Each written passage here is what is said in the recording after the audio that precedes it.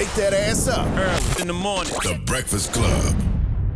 Morning, everybody. It's DJ NV, Charlamagne the Guy. We are the Breakfast Club. We got a special guest joining us this morning.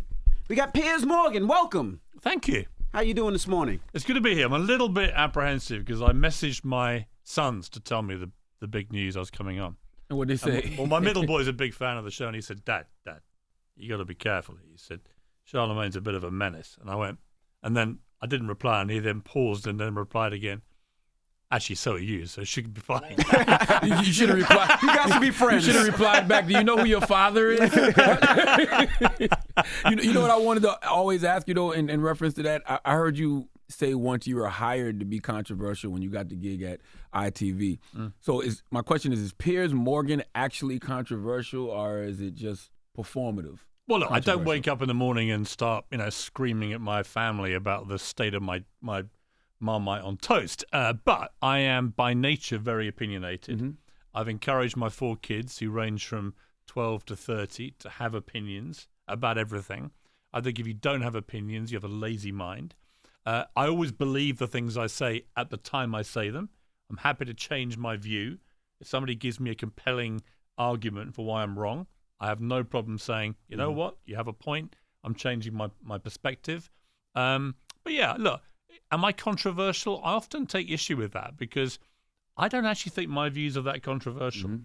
I actually think that they're controversial if you only judge my opinions by what Twitter, now X, says. Mm-hmm. But then 80% of the public are not on Twitter X. Mm-hmm. 80% of the public aren't on social media at all.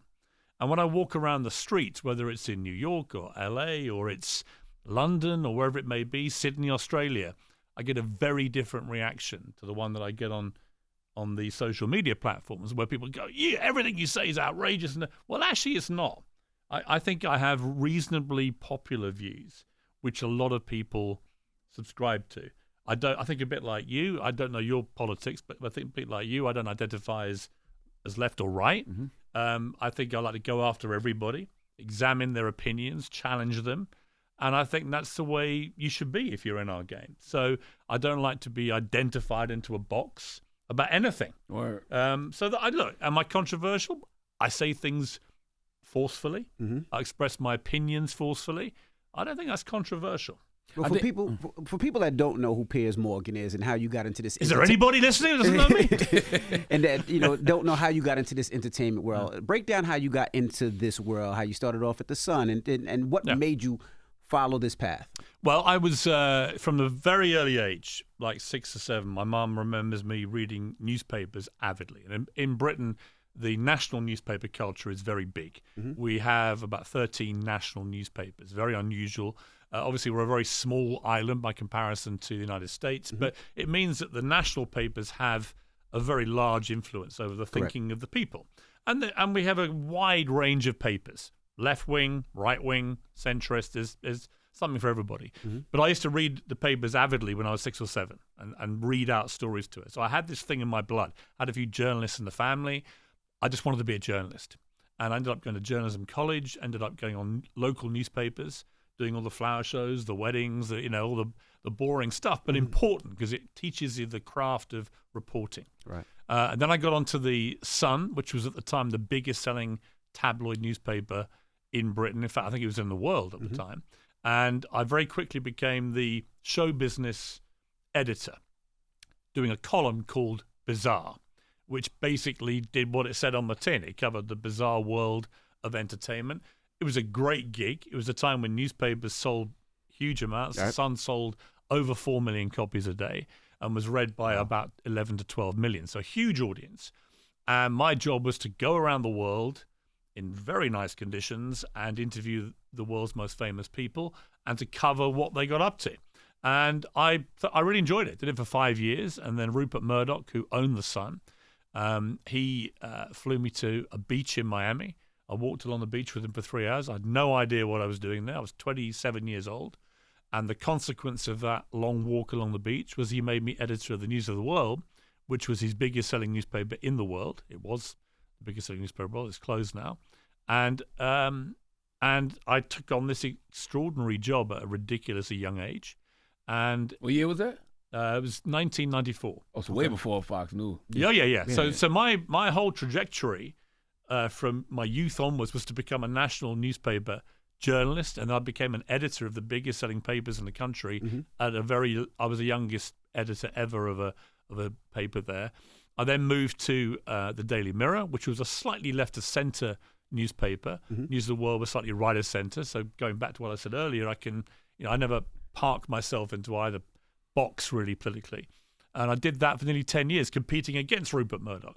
So I had the benefit of working for a man I consider to be a genius when it comes to the media, and then competing against him. And I have to say, it was more fun competing against him because we were the underdogs. We had less money, less staff, less resource. I found that a brilliant challenge. And then I got fired. It was a huge scandal in the UK. The Iraq war was raging. I had taken the paper's position as anti the war very aggressively. Tony Blair was the Prime Minister in the UK, and we were the Labour supporting newspaper historically, but I went against him on the war, and I think I've been vindicated by subsequent events. I felt it was an illegal conflict. What complicated it more for me was my own brother, who was an army officer in the Royal Regiment of Wales, actually went on the front line in Basra in Iraq at the same time that I was opposing the war. So for my family, it was a very complex situation, as you can imagine. But I got fired because we got some pictures. You may remember the Abu Ghraib pictures which came out of American troops abusing Iraqi civilians. They were horrific, and we were passed some pictures that were not as bad, but they were pretty awful. And we published them, and it was said they were fake. They were fake, yeah. I've never been fully, I think, confident of exactly what they were. The story that they depicted was never denied and is accepted as being true. It was British troops abusing Iraqi civilians.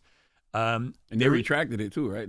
The paper fired me and then said sorry, but I didn't say sorry, and I haven't retracted it. And the more I've gleaned over the next 20 years, incredible, since it happened, I've been told by many people in the army that actually they might well have not just depicted a genuine incident, but the pictures themselves may not have been what people were led to believe. So I was thrown into the wilderness. My dream was over of being a newspaper journalist. I was 38.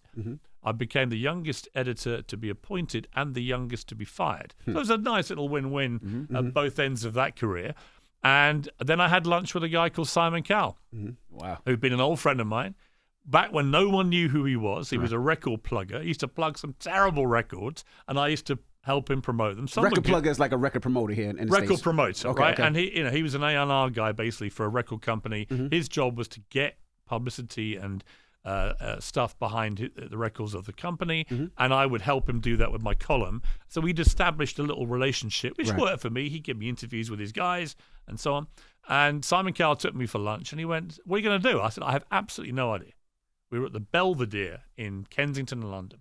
Lovely restaurant. He went, "Well, he said, look, I'm thinking about bringing back a talent show." And I went, "Okay." I said, "What do you mean?" He said, "Well, you remember the old Gong Show in America?" He said, "There's nothing like it on TV anymore. There's Idol, which is a singing show, and he was the biggest TV star in the world at the time on Idol." He said, "But there's nothing that's like all-round entertainment. Any talent will do." And he said, I'm gonna try and do this." So, long story short, he mapped out on a little handkerchief in the restaurant. He mapped out what you'd have like a mother hen judge, you'd have a controversial judge, you'd have a straight down the middle judge, you'd have a good host, and they could do any talent. And we then, interesting story behind it, because we then did a pilot for that, which was called Paul O'Grady's Got Talent. You probably don't know who he was. He died sadly recently, but he was a huge TV star in the UK, very popular. And the pilot was brilliant, and ITV, the network, loved it. This was going to be my big comeback. I was thrilled. Primetime television, it's amazing, as a talent show judge. And then Paul O'Grady fell out with ITV, hurled abuse at them, defected to the rivals, and the show got put on the back burner. And I was completely disconsolate, thinking, well, what am I going to do now? And then I'll never forget it. I got a text from Cowell about 2 months later, maybe even earlier, saying, "I've sold the rights to Got Talent to NBC in America, and they want to repackage it as America's Got Talent. And I can't be on it because of Idol." And I was trying to think, who do I know who's as annoying egotistical, objectionable, and judgmental as me, and your name has immediately sprung to mind. And I was flown to, it was a crazy period in my life. I was flown to LA. Simon picked me up in his Bentley at the airport. The next day I met with 2 NBC executives who'd never heard of me. I had to sell myself. He said, just bullshit them like you normally would, which I did. Obviously quite successfully, because the next thing is 2 weeks later, I'm on the Paramount movie lot with the famous Melrose Gates in LA in a trailer next to David Hasselhoff with Regis Philbin down the alley. And I'm in this show, America's Got Talent. Now, he said to me, Cal, don't get too excited, because most shows open and bomb, right? So you got a kind of 3 in 30 chance, all right? That's it. The rest just get tanked. So just enjoy it, have fun. And he said, and be right with your judgments 80% of the time. If you do that, it can be as mean as you want. But if you're wrong and the public at home don't agree with you, the mean act doesn't play. Yeah, you're just a curmudgeon at that right. point. But right. if you're tough but right and the audience agrees with you, the act will fly. I love it, yep. And we recorded all the audition shows, and the first night it went on air, I was in the UK, he was in LA, and he rang me and he did the full cowl on me. He said, Piers, it's Simon. It's not good news. And I went, oh no. He said, it's bad news, really bad news. I went, oh, how bad? He went, well, for me personally, he said, it's as bad as it could possibly be. I went, wow, how bad were the ratings? I was thinking, this is, okay, I'm done. He went, yeah, unfortunately, it's #1 in the ratings, which means you just became a massive star in America, and I feel like Dr. Frankenstein. And that was that. And that was the start of my TV world. So I did America's Got Talent for 6 years. Then I did Celebrity Apprentice with a certain Donald Trump as host. I remember. It was the first season of the celebrity version. I won it. Did he really smell? People say he has a smell. Does he really smell? No, he was always immaculate, and actually, he smelled fine. Okay. He was. I tell you what, it was interesting. Someone asked me the other day about this. He was much more empathetic in the boardrooms for hours on end, really, than he's ever been as president. It was interesting to watch. He stopped that empathy valve, which I saw a lot of in The Apprentice. I don't know why it would help him. It's almost like he feels you have to be this big tough guy. If I were advising him, I'd say if you do win again, bring a bit of empathy, right? People, it goes a long way. But I ended up winning that, went back on talent, and then as a result of all this, really what I wanted to do was do a big interview show. And then Larry King stepped down from CNN, the greatest bit of interview real estate in world television. At the time, absolutely. Yeah, and my late, great manager, John Ferreter, somehow got me the gig. And we celebrated at the Beverly Wilshire Cut restaurant with a bottle of 1961 Chateau Latour. Ooh. I think I paid about $10,000 for it. Nice. And we drank it very slow sip by very slow sip. And I signed the contract, which was brought to me by the front desk from CNN at about midnight. And that was one of the great moments of my life and my manager's life. And that took the whole thing full circle. I did nearly 4 years at CNN, interviewing amazing array of people. And then I came back to the UK, did the breakfast show. Just to be clear, we had the most dangerous morning show in the world, right? Not you guys. You guys, you're kind of dangerous. A little dangerous, just a little bit. We were properly dangerous. And then, as you may recall, the Meghan and Harry interview aired on Oprah Winfrey. I took a view. I didn't believe a word they were saying about the more serious allegations, which I think has stood the test of time pretty well, actually, given no evidence has ever emerged. And I got fired again, or put in a position where either I should apologize or I lost my job. Now, at the time, we were killing it in the ratings. We had just beaten the BBC for the first time in our show's history. We had trebled the ratings in 5 years. We were on fire. We were dangerous, anarchic. Like anything happened. I never used to look at scripts. It was just like off we went every day. Right. And so it was a real shame. I didn't want to leave it, but I left it. And then I went back to work for my old boss, Rupert Murdoch, who was launching a new network in the UK, Talk TV, and my show, Piers Morgan Uncensored, which was what I needed to be, without people making me apologize to people I thought were lying for saying I don't believe them. And that's where I've ended up, and I love it. It's we've been on air. It'll be 2 years in April. I think we've found ourselves a voice of being genuinely uncensored, platforming everybody, challenging everybody. I love it. It airs in 3 continents, Australia, the US on Fox Nation here, and Talk TV in the UK. And that leads me to my career high, which is appearing on your show. You had me on Uncensored too. I appreciate that. A few questions came out of everything you just said. Number one, did Rupert Murdoch ever try to hire you at Fox News? No, it was always about Fox Nation. And Fox Nation is the kind of subscription platform that Fox has, which runs side by side with Fox News. Mm-hmm. I do a lot of Fox News stuff, like I'm doing The Five this week for 2 days. Mm-hmm. I'll go on Sean Hannity's show and stuff. But the interesting thing for me is, whatever people think of Fox News, I'm never put under any pressure to toe any line, to have any view about an issue, nothing. Nobody even talks to me. I'm allowed to just be me and have my opinions. And I have strong opinions about a lot of cultural issues in America which do not sit well with Fox viewers, for example, about guns and things like that. Mm-hmm. Nobody ever tries to censor me when I appear on Fox News, which is interesting because I would say it's more difficult now to have that kind of freedom at someone like CNN where I used to work, because they're so, for example, hostile towards Donald Trump. If you try to go on there and say anything positive about him, that would probably, someone wouldn't like it. You know, mm-hmm. I don't get any of that at Fox. And I find that really just an interesting observation from me personally, that I'm allowed to just be me and do my thing. Well, of course, they're gonna let you be pro-Trump on Fox, of course. No, but I can be critical of Trump too. Is my point. Gotcha, Whereas I think it would be harder to be pro-Trump on CNN and get invited back too many times. I think it's changed now. I think it has done a bit. Yeah. It's good. They need to, because CNN should really be in the middle. Otherwise, where do American viewers go to for genuinely impartial news coverage? You've got MSNBC, very, to the left. You've got Fox, obviously very conservative. You need to have CNN to be impartial. I felt they lost their minds over Trump. I mean, the reality is all of them should be impartial. That would be the beauty, right? It would be beautiful if all of them were objective. I actually have no problem in a country like America, a bit like the UK, a bit like with the newspapers, when we had left-wing papers, right-wing papers. I used to read them all. I still do.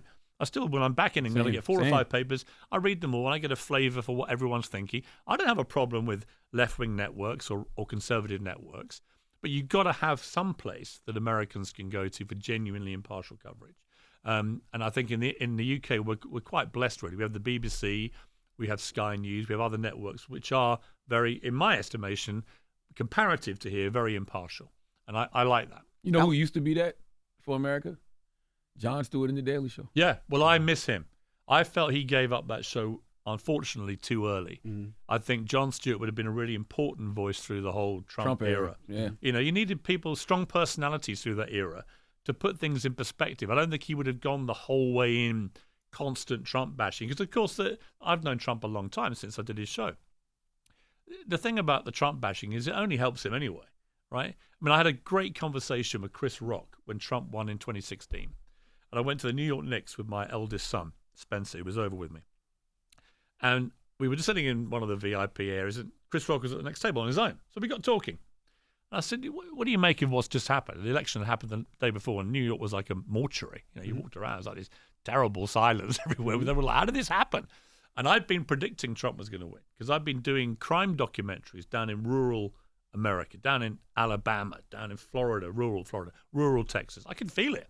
I could feel the Trump train steaming, and no one on the coast seemed to have picked up on this, and the media hadn't picked up on it. They were just like, oh, Hillary's going to slaughter him. She's the most qualified candidate ever. And I thought, you don't understand middle America and what's happening here. And I think the rural South. And I think the same thing is happening again now, by the way, which is why the Iowa result has shocked everyone on the coast. But, I remember talking to Chris Rock, and he said, several things. He said, one, fame. Do not underestimate the power of a television fame in America. He said, now. He said, and secondly, he said, if someone's killed 9 or 8 people, I think he said, don't go around saying he's killed 9. I thought it was such an astute thing to say. Mm-hmm. Don't, as we would say in England, don't over-egg the souffle, right? Don't exaggerate how bad Trump is to score your point or get some clicks on social media or whatever. Just give it straight. Examine what he's saying, examine what he's doing. Often what he says and what he does are 2 different things, right? But don't over-exaggerate. Don't over-demonize him, he said. Mm-hmm. Don't go around calling him the new Hitler when we know Hitler killed 12 million people. So I thought that was a really smart take then, and I think it's a really good bit of advice now for the Democrats, which is if you continue to over-demonize Trump, all these legal cases against him and so on, it just allows him to play the martyr, the victim. It fuels his popularity. Mm-hmm. Even Republicans who don't like Trump are rallying behind him because they think he's part of a Democrat-led liberal media witch hunt. And if you allow him to play that card, he's going to win. So if you're a Democrat, this is a bad strategy. But you have to hold people accountable, though. Nobody's above the law. No question. Yeah. Absolutely. But you have to hold both sides accountable, right? And Trump needs to be held accountable. But you cannot deny that what's happened in Iowa, I thought was fascinating. He won across the board, right?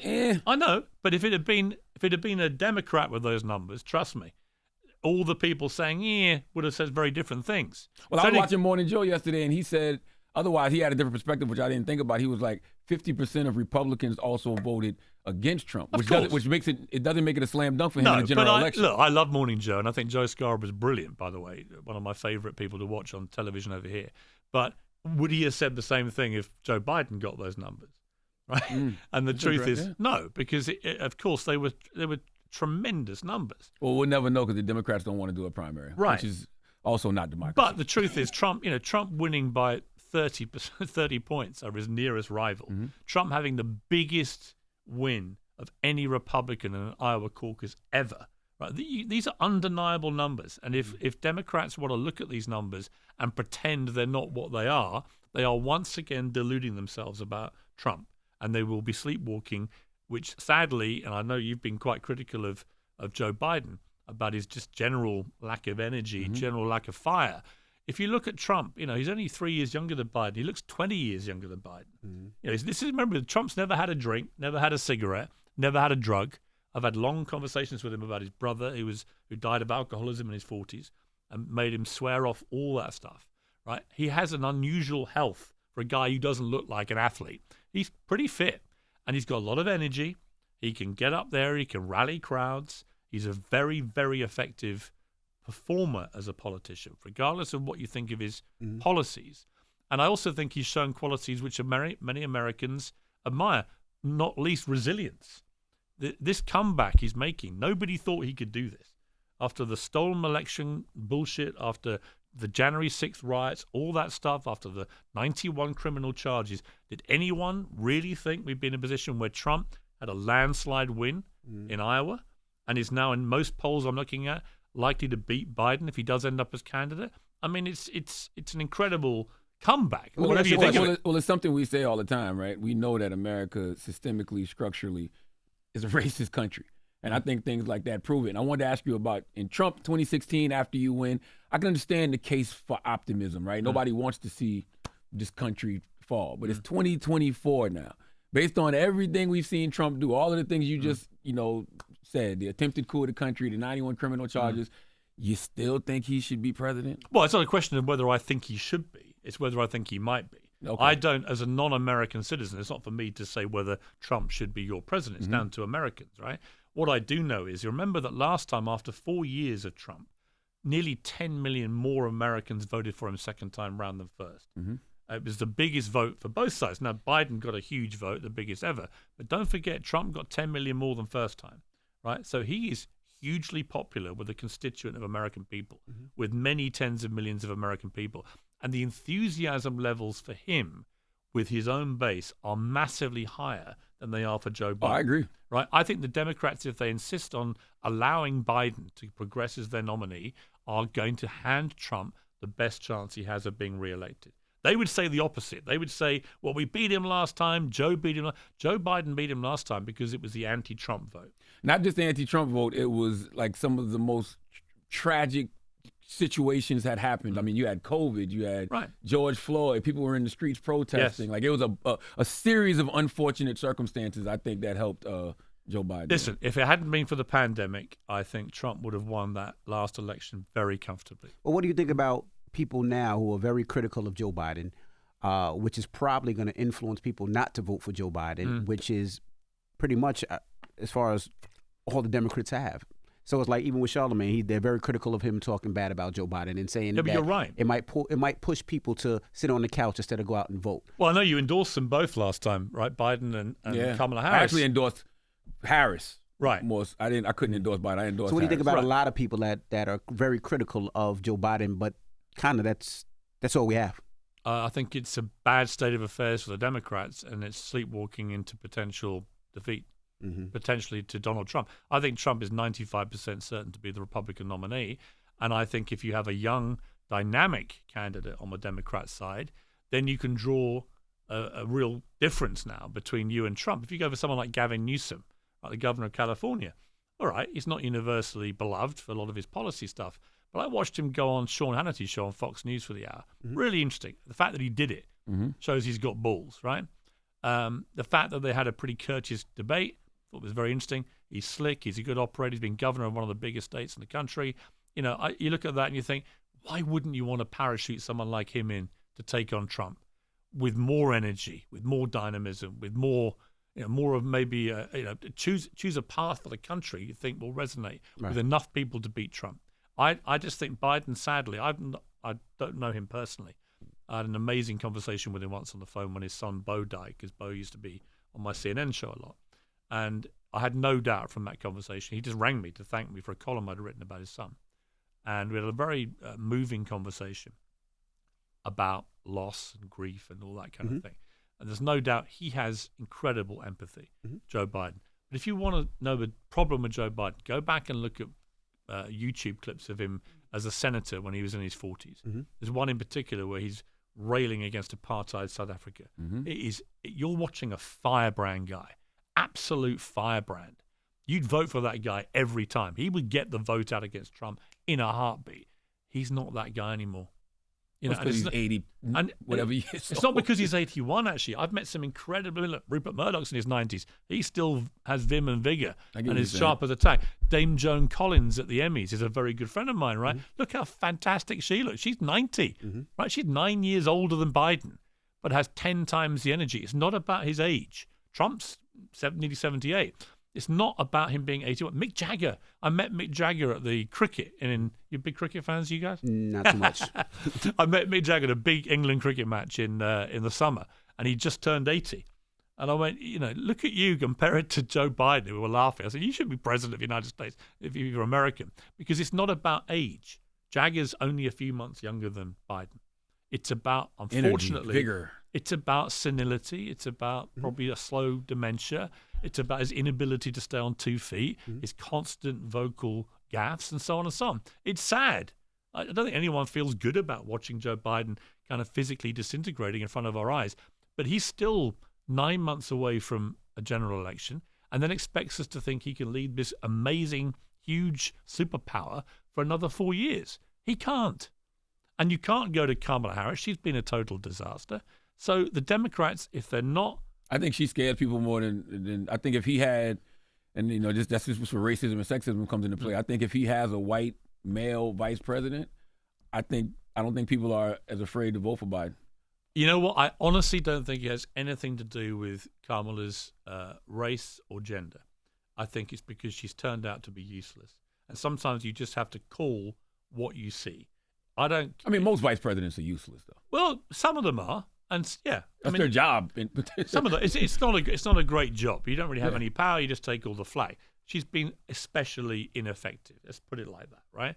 I met her actually once. I thought she was very charming to me. I was expecting more. She's obviously a bright woman. She's just been incredibly ineffective for him. I mean, her poll numbers are just as bad as his. So the pair of them. I think she's been ineffective because of, to go back to the fact, her race and her gender. I think that allows her to say and do things that other VPs probably couldn't, or even somebody like Joe couldn't, but she's choosing not to. I agree. And I don't think she's done nearly enough for your community, by the way. I mean, a lot of promise came in with Kamala Harris. Where's the delivery? I don't see it. So I don't think she's been effective at all. The interesting thing about Gavin Newsom, if he was to become the nominee, it solves the problem of how do you fire Kamala Harris if you're a Democrat leader, because they both come from California. She wouldn't be allowed to be his VP anyway. There's a rule apparently in the Constitution about that, or the election rules. So automatically you solve two problems at once. You get rid of this decaying old guy as your nominee with a guy half his age and twice the energy. And you also don't have to have Kamala as VP anymore, and he doesn't have to be seen to be firing her. So it's an interesting little twist on that. What put you in so much into American politics, right? Because I love it. I don't think there's anything like American politics. I don't think what made you want to jump into the American politics and to learn American politics? Because it's a lot, and it's a lot of bullshit too. When I came to CNN, I came in started in January 2011, and of course we had the election in 2012, and I just was covering this night after night after night. You got to understand the difference between the American process and ours in Britain. The election in Britain, the general election, it lasts about 6 weeks. That's it. Prime Minister calls an election, and within 6 weeks, it's all over. Right here, it basically starts the moment one's ended, and then it really starts at the start of election year for 11 or 10 months. Right? I find the whole process, apart from anything else, you really get to understand what these candidates are about. There's no escape. In Britain, you could actually become a leader of a country like Britain without the public really knowing that much about you, because there's not enough time to scrutinize them properly. Plus, the American media, when it really gets together and goes after people, is a formidable scrutinizing beast. So I love America. It's for me, it's been absolutely the land of opportunity. I've had amazing successes here and a few lows, and I love the fact that Americans, whether you're, I've been all around America doing America's Got Talent. You went to almost every major city quite regularly, and I just love the difference between the states, the cities. But I love the concerted view that America's still the place. If you want to come and be someone, America's still the number one place to make a success of yourself. When I was doing well on TV here, I was very conscious so few British people have done that. Really, just a handful.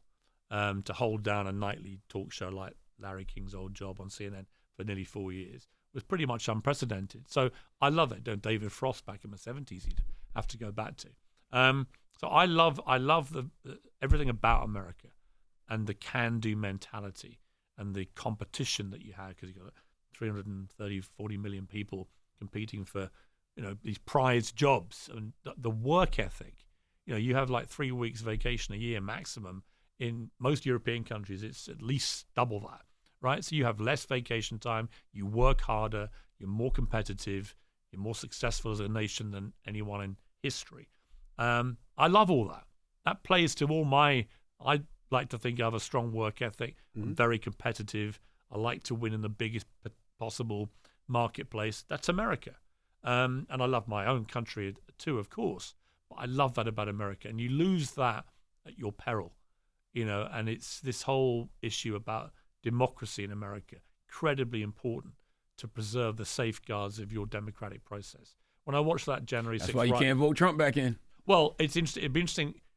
The one thing I thought was interesting was at the end of his acceptance speech at Iowa, he suddenly sounded very conciliatory and inclusive for the first time. And I go back to the guy I saw across the boardroom on The Apprentice. It may sound trite to do that, but you got to remember, for most nights, for 3 hours, I watched this guy interacting with people. He was a very different person, very different, much more charming, much more, towards the female contestants, towards people who'd had a hard time, much more empathetic. We didn't get this brash, often quite boorish guy that you see a lot of when he was president. I think if you want to understand why Trump became like that when he became president, go and read his book, The Art of the Deal, which I read several times before competing in his show. It's probably why I won it, because I used to talk to him like it was him. But, he says in there, somebody punches you, punch them 10 times back. That's his natural default thing.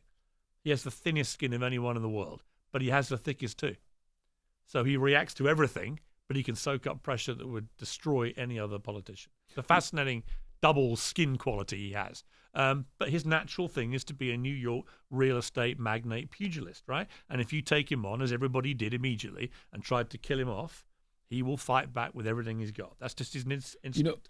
I agree with you when you say the Democrats need to move away from Joe Biden, but I also feel like Republicans are doing themselves a disservice by not moving away from Trump, because it's hard to say you're not the party of white supremacy when you're supporting a guy who, did an attempted coup of this country, a guy who says he wants to be a dictator for a day, a guy who's talking about, killing his political rivals Yeah, but let me right stop. now. So let me stop you. More importantly, Yeah. a guy who said you should eliminate the Constitution Right. in order to overturn the results of an election. I don't care if you're a Democrat, Republican. You can't have somebody, a leader of the free world who doesn't believe in the Constitution. I agree. And I think the other thing you've always got to be mindful about with Trump is not to take everything he says too literally. No, you have to. Oh, you don't have to. I'll take, When you're the president, you got to. I'll You shouldn't take us too literally because we're just media personalities. Definitely take us more seriously. No, I think if you look at, for example, the other day in Iowa, right? He comes out with his crack on the eve of the vote. And he said, look, I don't care if you're sick at home. Just tell your wife, darling, I've got to go and vote. And he said, and if you end up passing away, at least your vote wasn't wasted, right? And I watch people on CNN, my old employers, trying to be po-faced about it, right? Mm-hmm. He's basically risking the lives of people in Iowa. No, he wasn't. He was cracking a Trump gag, right? Mm-hmm. And one of his Trump cards, literally, is humor, right? People in Middle America find him hilarious, right? People in New York pretend not to, but probably laugh quietly at a lot of his stuff. A lot of the other candidates seem very dull by comparison. If he wasn't running for leader of the free world, top 3 funniest people on the planet. Yes. I agree. But also, you got to remember, he comes from a business real estate in New York where bullshitting is an art form, right? That's what they do, right? They just try and persuade people something's worth what it's not. So his entire life has been spent exaggerating, going over the top, all that kind of stuff. And I always say, an interesting question for you guys, if you took away all Trump's rhetoric, which you can't do, but his rhetoric and his tweeting when he's president, take all that away, right? So you never actually hear him speak. You just judge him on what he did.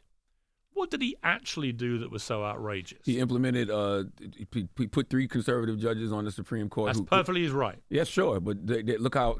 Conservatives would say that's an amazing success. Absolutely. But look how far right they are. They got rid of Roe v. Wade, right? They got rid of affirmative action in colleges. They're gutting the Voting Rights Act, want to get rid of the Voting Rights Act altogether. I'm not cool with that. Hang on. I would say, and I'm not a conservative by definition, I would say that they pursued a conservative agenda. Nothing secretive about that. They did what conservatives would want conservative-appointed, Republican-appointed judges on the Supreme Court to do. Trump just got lucky that he was able to do it 3 times in one tenure. He just got lucky, right? You could argue with the tactics of the Democrats allowing some of those Democrat-appointed judges to go on too long. Yeah, but the things allowing them to die on his watch. But the things they got rid of directly impact, people. They directly impact people that look like me and people that I love. I got 4 daughters. Roe v. Wade is a big deal, and listen, I agree. I agree with you personally, but that is democracy, right? What you're challenging there is actually a constitutional right of an American president to nominate Supreme Court justices. He just happened to be able to do it 3 times in one tenure. That happened to now skew the court conservative. But you asked me what did he do? But you can't blame Trump for appointing conservative judges on the Supreme Court. Any Democrat would do the same the other way. Sure, but he takes credit for Roe v. Wade being gone. Yeah, him personally. He doesn't agree with you and I. I'm making an assumption here about your view. He doesn't agree. I believe in a woman's right to have an abortion. Okay, I think it's awful that there are states in America which are going to make it incredibly difficult, if not impossible. I would counter that by saying there are many countries around the world where it's completely illegal to have an abortion. You can't go to Poland and have an abortion legally, for example. Malta, I think, is another one. Right? The UK has some of the loosest abortion laws in the world. I think the current legal term is 24 weeks or something, right? And he led an attempted coup of this country to overturn the results of an election. I agree. And I wrote a column at the time saying I thought it was a despicable assault on democracy, right? And that all plays to Trump hates losing. He got into his head. I think he genuinely believes the election was stolen. I think he had a lot of people around him, Giuliani and other people, who were telling him 24/7 it was stolen wrongly from you. And because the number of votes involved is like 40,000 votes, it's a tiny number of votes, right? Which he had to, in his head, compute into a loss. He couldn't do it. And that's a failing of Trump. And his failure to honor the result of that election was a disgrace. And I've told him to his face. And he lost his shit with me in an interview and gave it to me, then you're a fool and you're this. I said, well, maybe I am the fool. But I just think if you're an American president and you lose, you accept defeat. I said, there's no doubt the American political system is one of the most secure in the world. The voting system is one of the most secure in the world. So I don't agree with him about that. But, and it's an interesting but, I come back to, if you take away all the rhetoric, actually judge him on what he did. He didn't take America into any wars. That's a big plus to me. Big plus. Right? He had interesting relations with traditional American enemies. North Korea, China, Russia, right? Did that help or hinder American interest? Would Vladimir Putin have invaded Ukraine if Trump had still been president? I don't know the answer, but he had an interesting way of going about relationships with these people, which America has traditionally been very hostile towards.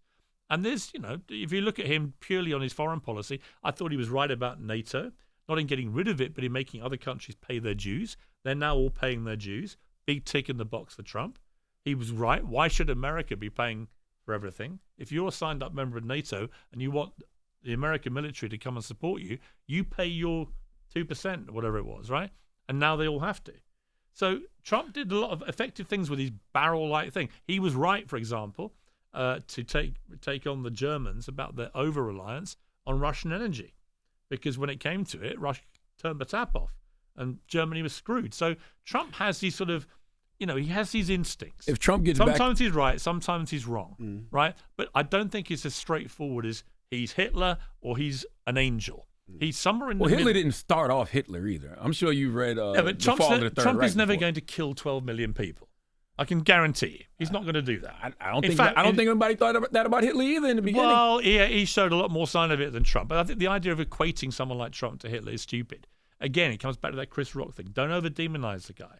You may have to have him as president here for another 4 years, right? I would urge Donald Trump to change. Right? He's got to stop being in defense mode the whole time, right? That's why I come back to his speech in Iowa. He suddenly started sounding much more inclusive. I want to bring independents and Democrats with me this time, right? Has he learned lessons? Does he regret quietly what went on with January? I bet he does, right? Knowing Trump, I bet he does. He'll never admit it, but I bet he does. Would he pivot to a more inclusive president second time round? Has he learned lessons? I don't know the answers to those questions. I know that his style enrages a lot of people, but it also delights a lot of people. Piers, I know that's your guy, but I don't believe none of the bullshit that's coming out of his mouth. What have I said that's wrong? As far as what? As far as Trump, my reading of him. Well, even if you talk about what he would do in regards to Russia and Ukraine, I personally think if Trump gets back into the White House in 2024, he would turn his back and let Russia do whatever they want. Maybe to Ukraine. But if you judge him on what he actually, I think if you actually judge his foreign policy and what he did as president, there's no sign of that. To me, none of that, all of that failed in comparison to how he does not give a damn about American democracy.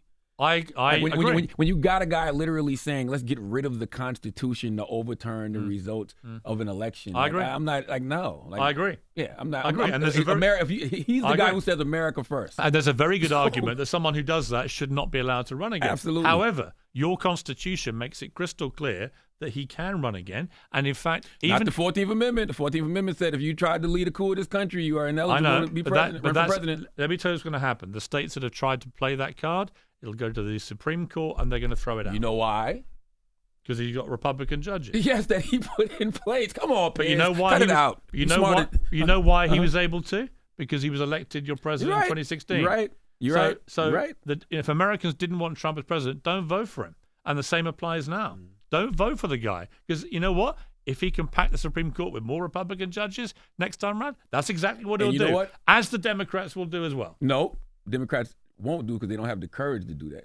They could have done things like that. Even when Barack Obama could have implemented Merrick Garland, he chose to follow the rules of democracy because Mitch McConnell told him, hey, it's too late in your presidency to implement that was Supreme a Court tactical error. Yes, because when Trump got the chance to do it, he did it. But let me ask you. And Mitch McConnell didn't encourage it. You mentioned Obama. So this is an interesting little question I always throw people. Interesting if you guys know the answer. How many illegal immigrants, did Barack Obama deport in his 8 years as president? Oh, I don't know. Have a guess. No clue. No clue. Interesting, right? You don't know. I mean, I know it was a lot, but I don't know the exact number. Have a guess. Oh, I don't know. Give me a number. I actually have read that it's more than Trump. Give me a number. I really don't know. Yes. I don't know. 8 years. 8 years. How many? I don't know. How many people did he physically have deported in 8 years? I have no idea. Well, give me a number. You don't want it, do you? No, I really don't know. I really don't know even where to begin. I don't know if it's tens of thousands, millions. I don't know where to begin. Millions. But I've read that it was more than Trump. The answer is over 3 million. Damn. He was known as deporter-in-chief by Mexicans. Yes. And that was more than Trump did. He deported way more than Trump. I He read deported way more pro rata than any president in history. Who dropped the most bombs in a calendar year in American history? Oh, come on. President Barack Obama. Barack Obama, Yeah, right? Including drone programs and so on, right? Who got elected in 08, 09 on shutting down Guantanamo Bay? Because as a former lawyer, he believed it was an illegal institution. President Barack Obama. Yeah. What is still open today? Guantanamo Bay. Correct, right? Et cetera, et cetera, et cetera. So I know that the general thing is Obama, angel, Trump, devil. Right. But if you actually apply the scrutiny that we give Trump, put it this way, if Trump had deported 3 million people, you think you guys wouldn't know that answer? Of course you would, right? Nobody knows that answer because nobody thought that way about Saint Barack. And I think that he wasn't Saint Barack and Trump isn't the devil. Trump has a more devilish way of talking and he has to be held absolutely to account. And it's a very good argument to say after what happened on January the 6th, he shouldn't be allowed to run again, but he is allowed to run again. And in fact, he can be convicted of a crime before the election and still be allowed to run as president. That's insanity. And he could actually go to prison and still be president of the United States constitutionally from a prison cell. So this is not my constitution. These aren't my rules. This is the reality. So I'm not sitting here saying you should vote for Trump. I'm not defending Trump, I think, irrationally. I'm simply presenting a slightly fairer argument about why Trump is now back in the position he's in and why he could win again than some people want to present because they think it doesn't suit them politically to say that. How often do you speak to Trump? I haven't spoken to him since we fell out over the last interview. But I'm sure I will do. And I'm sure that I had a chat with him before the last election. I said, after the pandemic stuff, I fell out with him when he did some ridiculous announcement that the best way to solve COVID was to inject yourself with bleach. I remember. Right? And I wrote a column saying, Mr. President, your batshit crazy ideas are going to get people killed, right? Stop it. And he unfollowed me on Twitter, which was no small thing because he only followed 50 things on Twitter. Half of them were companies. Most of the other half were his family. I was the only non-American, I think, he followed on Twitter. This became a big story. I didn't speak to him for a few months. And about a week before the election, maybe 2 weeks before, I was doing Fox and Friends. And they said, you know Donald Trump, what advice would you give him? And I looked down the barrel of the camera. I went, well, if he wants my advice, I said, it's not too late. Just give me a call, Mr. President.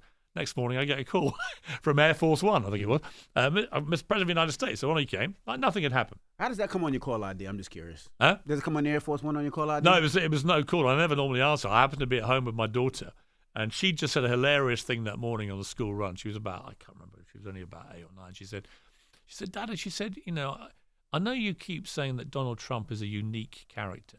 She said, I think he's too unique. Anyway, next thing, literally like 2 hours later, we're sitting there and the phone goes and it's the White House switchboard putting me through to the president. And I said to Elise, it's Donald Trump. She went, can I talk to him? I went, probably not a good idea. But we had like a half-hour conversation. And I said, look, if you really want some advice, I said, it's this. You've got to start being more empathetic. I said, your behavior through the whole pandemic it's all about you. The stock market crashing is damaging your election chances. Right, you're airing these stupid theories about COVID from a presidential podium, which if people listen to them, they're going to kill themselves. It's madness. I said, you just want to be commander-in-chief, but actually you can be comforter-in-chief. That's equally important. Put your arm around America sometimes, right, as president. Be the comforter-in-chief. Millions of people are getting COVID. Many of them are dying, right? Many of them are suffering horrendous problems with COVID. Put your arm around the country. And be empathetic. You got it yourself. Is it true you applied to be Trump's chief of staff? No. Oh, that was a I don't joke. think That was totally made up. Yeah, I don't think you could. No, I would never work for him. Yeah. And I would never tell people to vote for him. That's not my business. I'm not American. I have a house here. I love the country, love the people. It's your country. It's your vote. But all I would say is that you did vote him in 2016. I didn't. Right? And I know Trump very, very well. Stop rubbing it in. No, but it's on you, right? It's on you. And I didn't vote for him. And all I see now is the Democrats whining about Trump's comeback. One of the reasons he's soaring back is because there's such a perceived weakness in Biden. Biden's approval ratings are shocking. Democrats suck. Shocking, right? Yeah, No incumbent president, I think, has ever been re-elected with these approval numbers. So this, if the country, most people in America think the country's going the wrong way. Most of them are feeling economic hardships. Most of them, have all sorts of problems with the way the country's being run. And they think back to Trump, and they think for all the garbage that comes out of his mouth, they look at the way he handled the economy until the pandemic, and they think, actually, we were better off under Trump. They look at his foreign policy, and they think, actually, we didn't start poking our nose in all over the place with wars here, left, right, and center. And they like that, most Americans I've spoken to.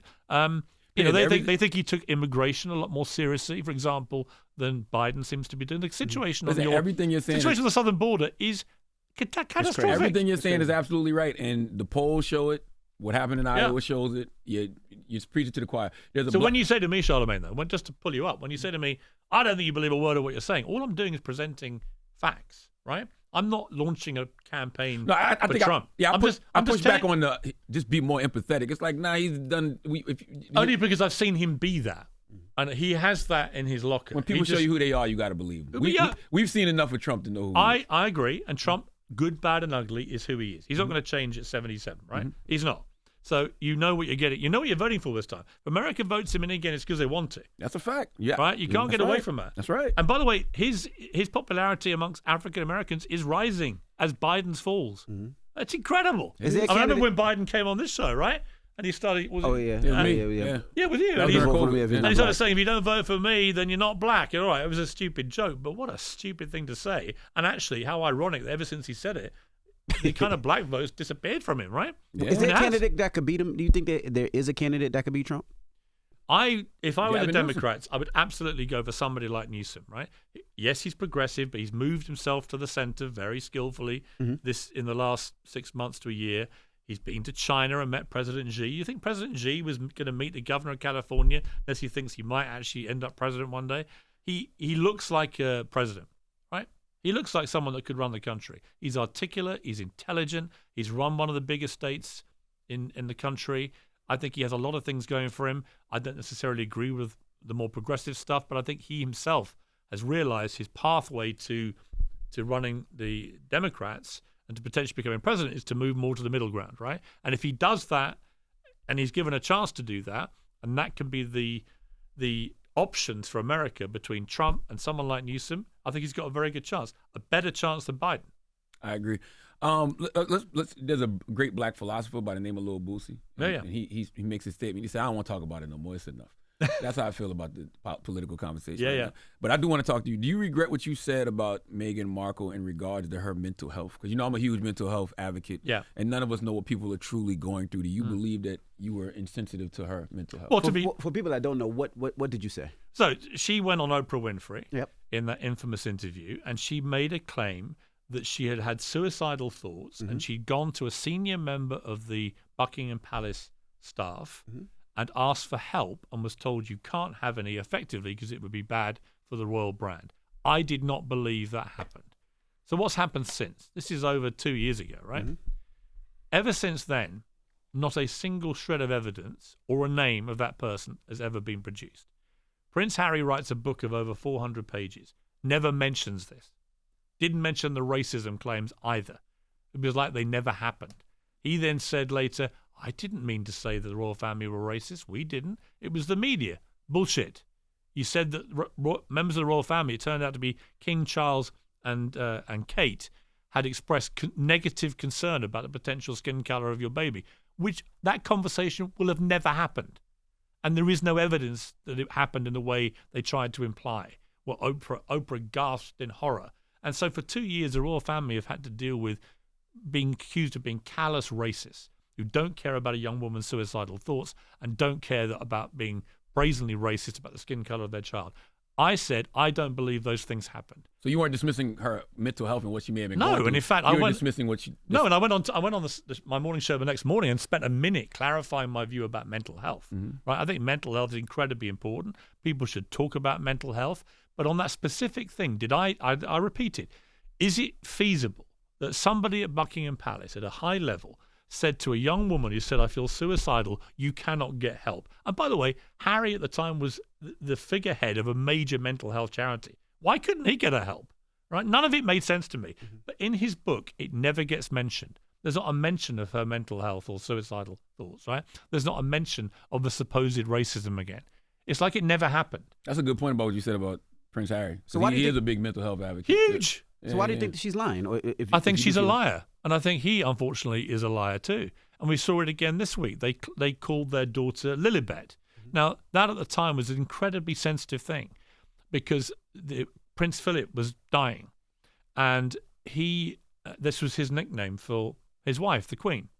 And only a very tiny number of people called her Lilibet, including him mainly. So she would sign letters to him, Lilibet. It was very special. And it emerged that Harry and Meghan were going to call their daughter Lilibet, okay? And then when there was a big furore about this, they said, well, we had the permission of the Queen. Turned out to be an absolute lie. They did not have the permission of the Queen. Wow. A book has just come out written by a very authoritative journalist with full access to all the royals, including all the royal household. And they've made it crystal clear that the royal household said they'd never seen the Queen so angry as when she discovered they were going to call their daughter Lilibet, her private nickname from her husband, who had by now died, right? Wow. So I think they speak with forked tongue.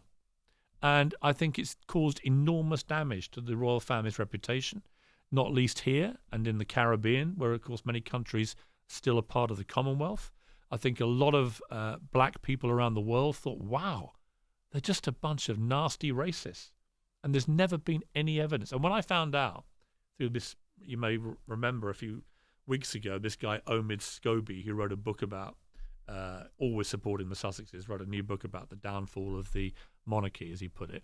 And a Dutch version of the book suddenly named Charles and Kate as the people who supposedly made these racist remarks. Everyone in Britain went, oh, don't be so ridiculous, right? They're the last two people on earth who'd ever be racist or say something of a negative context about a skin colour of a baby. And I would ask you guys an interesting question, which I asked at the time, to huge furore again. But when you have a white father, Meghan's father's white, and a black mother, and you're about to have a baby as the daughter, is it not a common conversation where someone might say, oh, by the way, what colour might the baby be? Is that not a perfectly normal question to ask when you have one white parent, one black parent? I would say it is. You know who you should have on your show to have this discussion? A great scholar in America named Dr. Umar Johnson. Right. You should have. But Dr. what do you guys think? Well, what do you guys think? Honestly, I've never heard that conversation.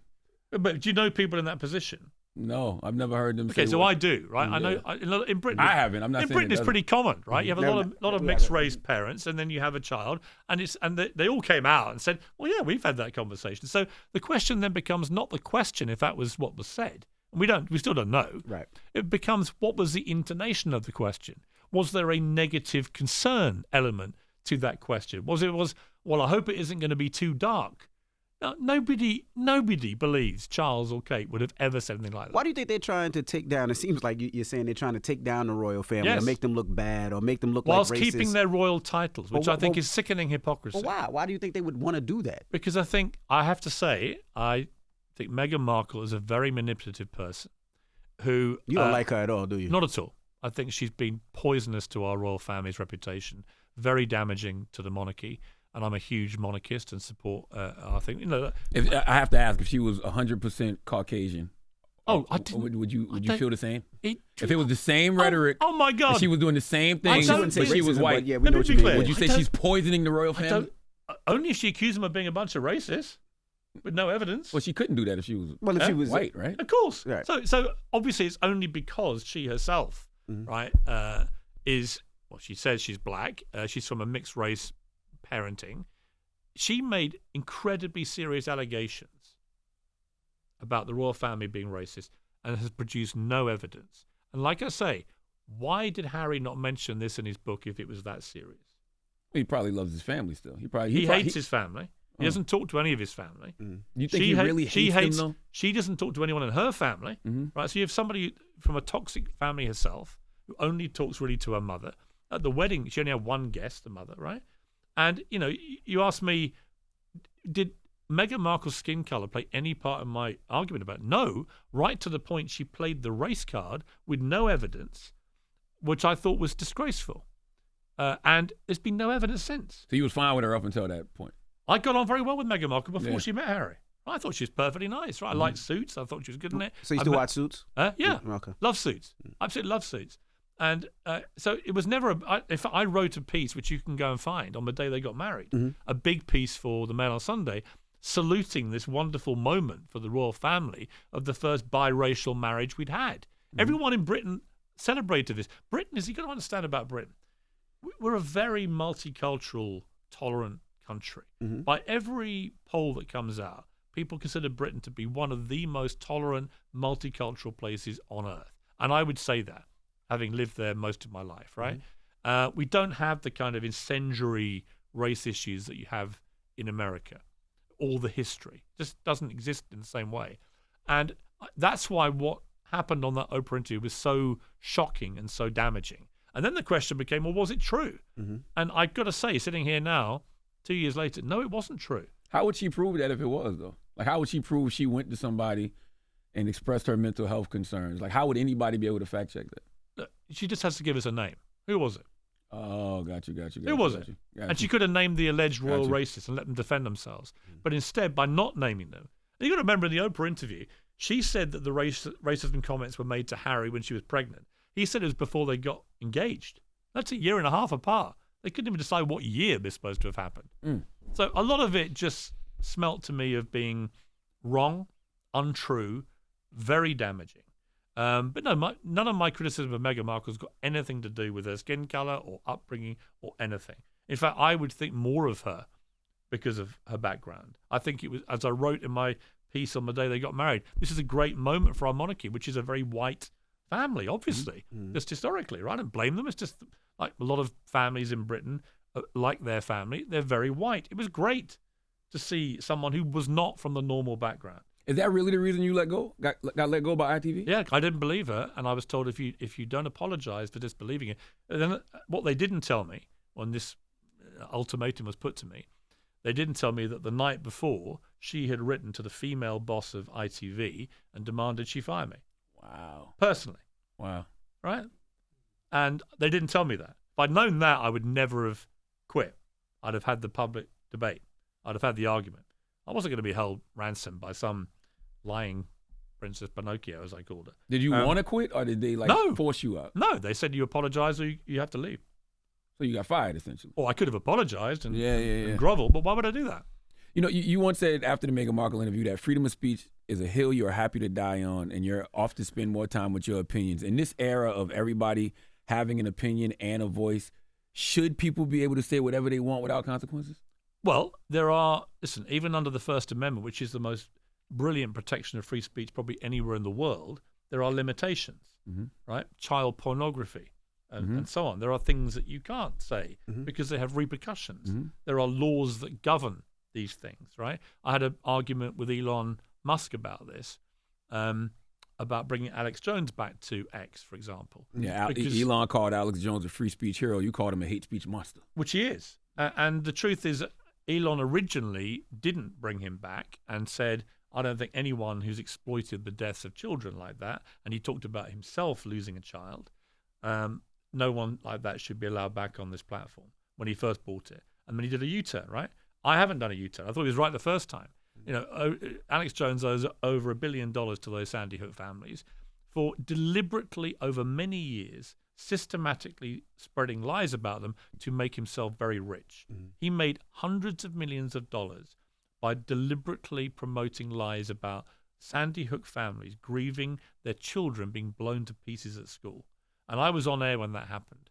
And I come from a country where very few people ever get shot dead. I mean, literally, we've had one mass shooting in God knows how long. You know, you have one every 2 days, right? It's a totally different culture. We don't have a gun ownership culture. But I remember the pain of those families.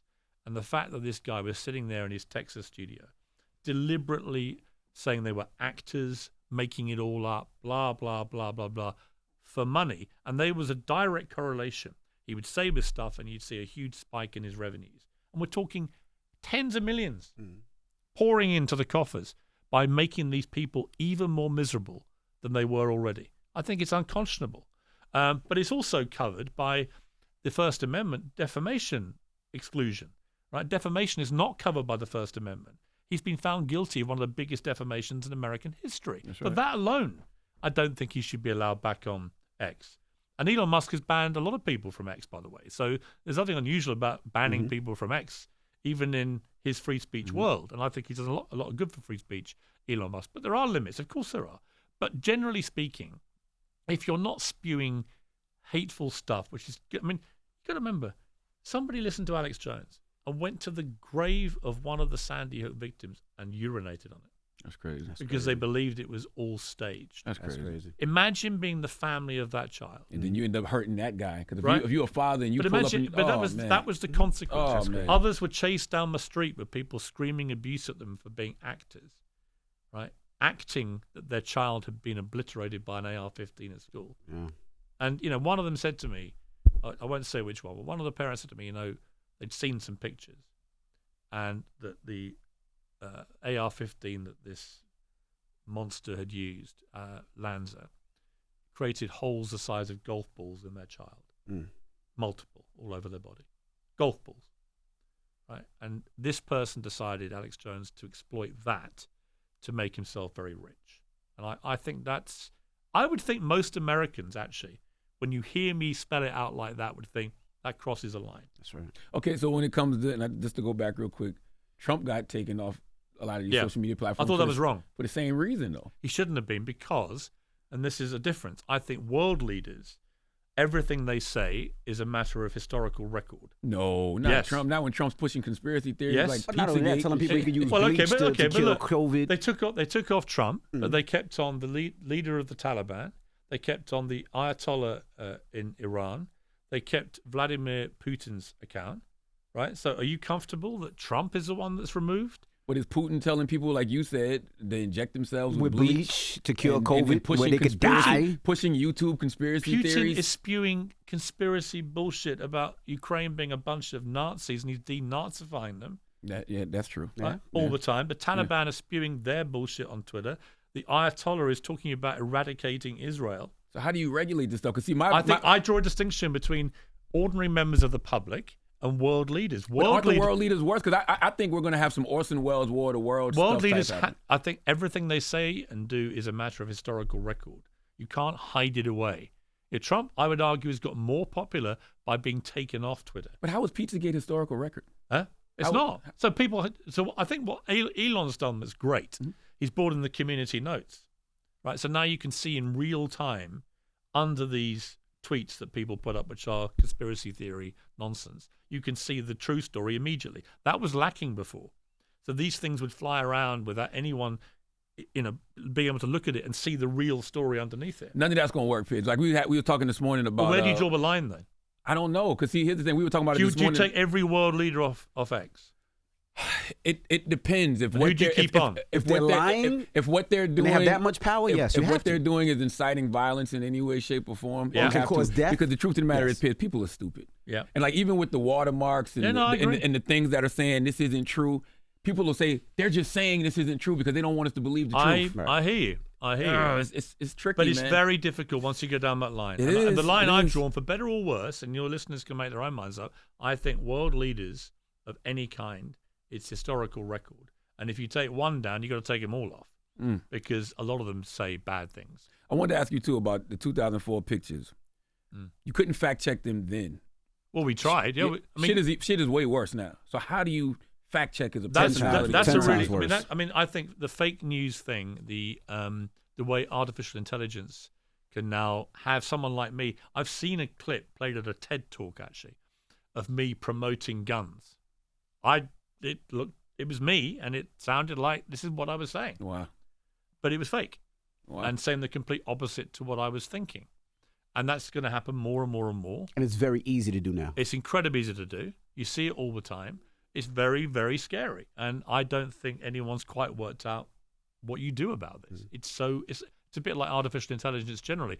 I interviewed Professor Stephen Hawking in my last interview before he died, up at his office at Cambridge University. And I said, what's the biggest threat to mankind? He went, when artificial intelligence learns how to self-design, it's all over. Because they'll decide pretty quickly humans are ridiculous and should just be killed. And you can tell that a lot of the experts, like Elon Musk and others, think we're getting quite close to that point. That's why they called for the 6-month pause recently in a letter signed by 1,000 of them. They know that AI is incredibly exciting and groundbreaking and brilliant and can probably save a lot of lives and all the rest of it. They also know that in the wrong hands, AI can be a lethal weapon. And this is going to be the dilemma for this generation. What do we do about it? And to go back to what you said. Like the internet, right? Remember the internet? But this is far more dangerous. Yeah, to go back to what you said, I don't think any world leader should be allowed to be on social media. Really? I think as soon as you become a world leader, you have to give it up. Because it's too dangerous. Well, that is a very interesting... Fake tweets, the AI you know stuff. What? I think you're all in or all out. Yes. So I'm with you. I would personally still argue they should be on, but I think that's a good argument to say you take them all off. That world leaders can't tweet. They can make official statements, and the media can determine how they report those. And if they're spewing untruths and deliberate lies, which are going to lead to potential violence, the media can say that in real time. Because I don't see that's the difficult thing, because you always say go where people are, right? And a lot of people are not looking at the news or the press conferences. Yeah, well, it's horrible. We could say it's bad, but people are not. People will follow Barack Obama, Donald Trump, Biden faster than they'll watch a news clip on But TV. those official statements will get sent out through social media. You know, I just think it's too dangerous, because if I know world leaders are on social media, how do I know this tweet isn't real if it's a fake tweet? How do I know this AI video that's posted on? But their the page? moment people it's hear not this, hacked, the moment people hear this, right, they're going to go nuts and say, "You're going to take every world leader off, freedom of speech, blah blah." blah. But I get your argument. Too much power. I get your argument, and that to me makes more sense than piecemeal, taking some off and leaving others on, where there's a rank hypocrisy. I think you've got to have the same rule for all world leaders, right? Because I could, as like I did with Obama earlier, you can create an argument for and against almost anybody, particularly if they're a president of a big country. So I think you've got to be all in or all out. I got just a few more questions. You talked earlier about Tony Blair, and you said you were anti-war. What war was that? The Iraq War. Why aren't you anti-war now in regards to Well, I felt Israel what I felt and with the Palestine? Iraq War was I felt that it was America and Britain going after the wrong country for 9/11, and they hadn't produced evidence to me that Saddam Hussein had weapons of mass destruction, and they never found those weapons of mass destruction. So the war was fought on a false pretext, and therefore, in my view, actually was illegal. Tony Blair also didn't get a second UN resolution mandating warfare, which he thought he was going to get, and when he didn't get, he went along with America anyway. And I think it was a catastrophic mistake, but led to 20 years of hell in the Middle East, not least the rise of ISIS, who sprang out of what happened. So I felt there was no justification for the war, no moral justification, no actual justification presented that was true. Turned out to be false. So you're not anti-war. You were just I look at moral. What is the moral justification? So the case in the latest stage of the Israel Gaza situation is that on October the 7th, Israel was subjected to one of the worst terror attacks of modern times. Medieval barbarism involving the most horrendous assaults on women, children, and so on. And they had not just a moral justification to defend themselves against that attack and to go after those who perpetrated it, but actually have a duty to their citizens to do that, not least because Hamas, through their official spokesman, said our intention afterwards is to do this again and again and again, right? So there's a clear and present justification morally for Israel to respond to Hamas. Now, here's where it gets very complicated. Hamas have 35,000 terrorists, as I call them. You can call them whatever you want, but to me they're terrorists. And they live immersed amongst a population, which is just over 2 million people, of which half are under 18 and just under a third are under 10. So you have an extraordinary number of innocent children as part of the mass population. But living amongst them, embedded in their schools, the mosques, the hospitals and so on. We know this from the tunnel system that Hamas deliberately created. You have Hamas terrorists. How do you eradicate Hamas, 35,000 terrorists, who have done that without a lot of civilians getting killed? And so I've continually been asking and saying to people, I have a moral quandary about this. I don't know what is proportionate. I do know you cannot allow Hamas to continue running Gaza after what they did. They are a terror group who will commit more and more acts of terror. But is Israel's response now, as many people claim, itself an act of terror? Is it disproportionate to what happened to them on October the 7th. They've killed many more people, including many more children. As a father, it just absolutely destroys me to see these scenes coming out of Gaza. But, I understand why Israel feels this visceral need to eradicate Hamas. I do.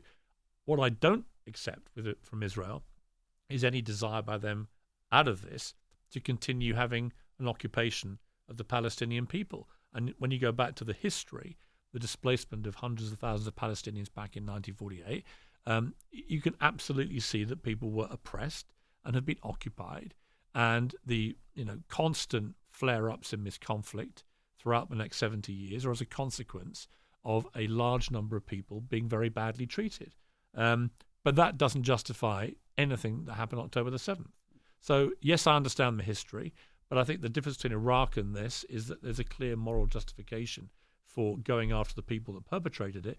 The problem is, how do you minimize civilian casualties, which happen in any conflict? And I would say the argument that Israel put forward, which is, a reasonable argument, nobody had these debates about what happened when we went after ISIS in Syria or Iraq, and many civilians, including many children, were killed then. Well, they didn't see it. Social media changed the whole dichotomy of that. So we see it in real time. I have enormous sympathy for Palestinian people. I think for a long time they've been oppressed. There's been an obvious occupation. I think Israelis who try and deny that are deluding themselves. We saw that when they were able to turn off the Israelis, the energy supply like that, the water supply like that, the food supply like that. Imagine how Americans would feel if one of your neighboring countries had that power. You would consider yourselves to be oppressed and occupied. Nobody outside of America should have the power to do that to you. That's how Palestinians feel, and I completely understand that. Is that a war crime? Well, the United Nations has found against Israel many times, but to what consequence? I have a lot of sympathy for Israelis who've had to live under a hail of rockets since Hamas took charge in 2005 and living in daily fear of that. This is an awful conflict.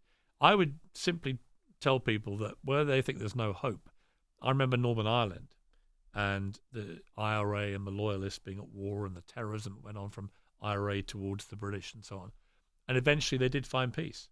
And in fact, the people engaged in hating and fighting each other ended up working together. You can do this.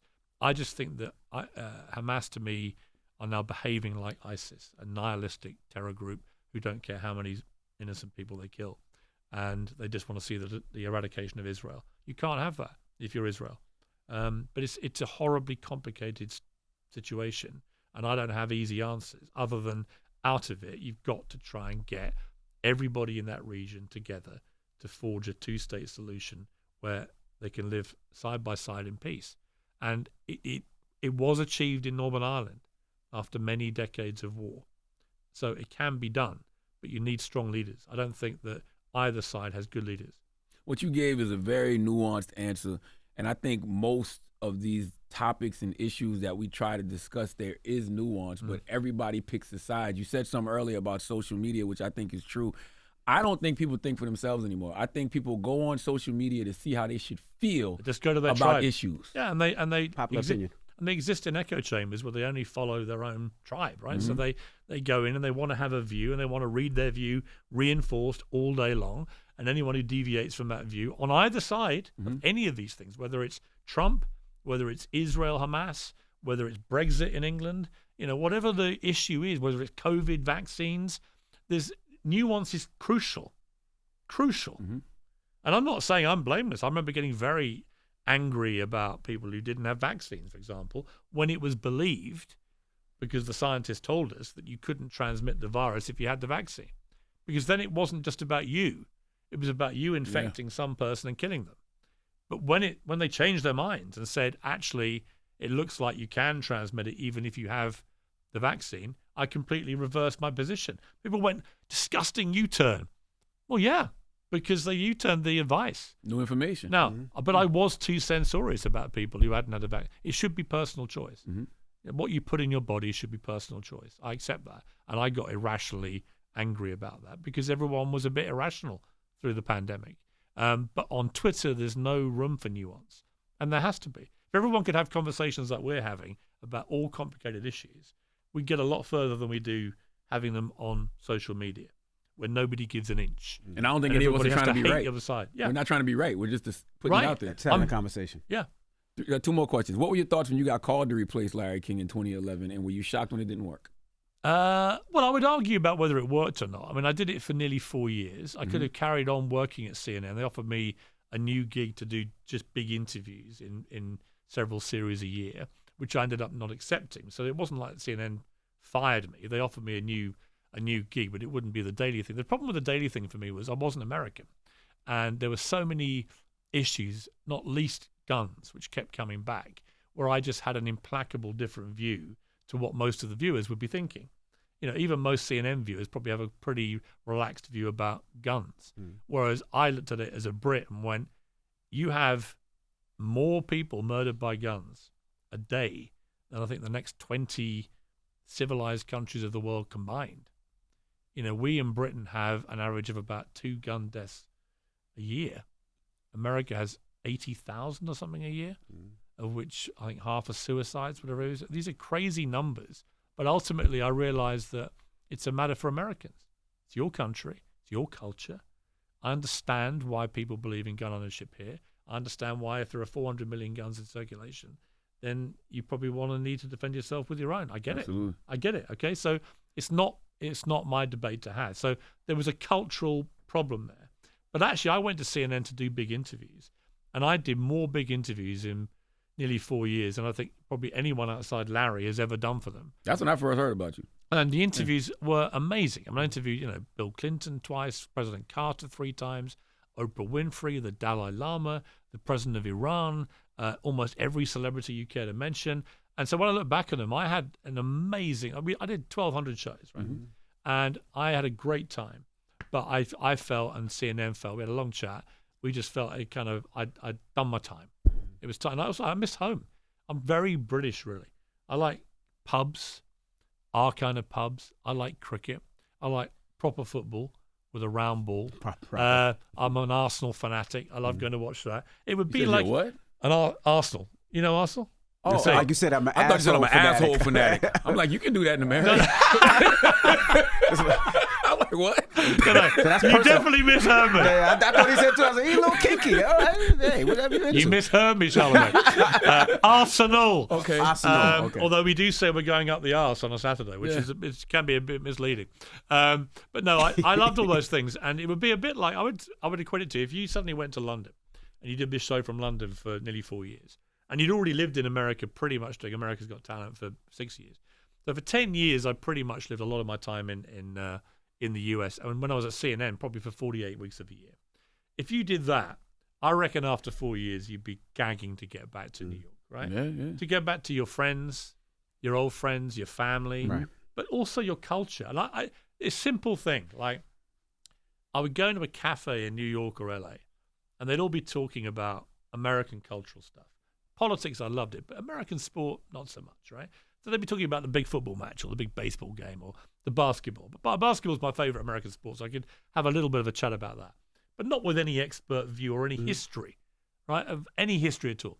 When I go to my local cafe in London, there's all the guys in there, the same people, male, female, old, young, and we're all talking about the big Arsenal game the night before, the big cricket match, our sport, our culture, right? And I miss that so much. And I love that so much. I get it. Now I have the best of all worlds where I do a show which is filmed mainly in London, but for about 3 months of the year I come to America. I love that.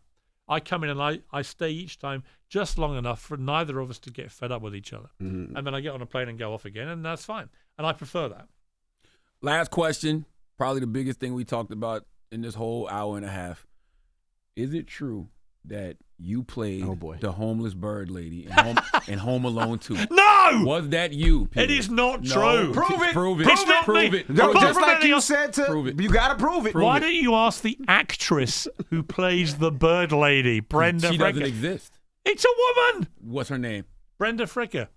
Never is heard of it. It sounds She's like an you made it up. actress. You must have got that before. It sounds like you made it up. Got it before. I had to do my Christmas card based on this 2 years ago because I got so many people going on about it. It is not me. And every time that bloody movie airs, which is every Christmas, I get bombarded on Twitter with, it's him, it's him. It's not me. We don't believe I you. don't believe you. I have, though, been in 9 other movies playing myself, 10. which have grossed over $2 billion. So you won't realize it, but I'm one of the biggest movie stars you've ever had. Piers Morgan, ladies and gentlemen. We appreciate you for joining us this morning. Guys, great to see you. Thank you so much. And it's The Breakfast Club. Good morning. Wake that ass up. Early in the morning. The Breakfast Club.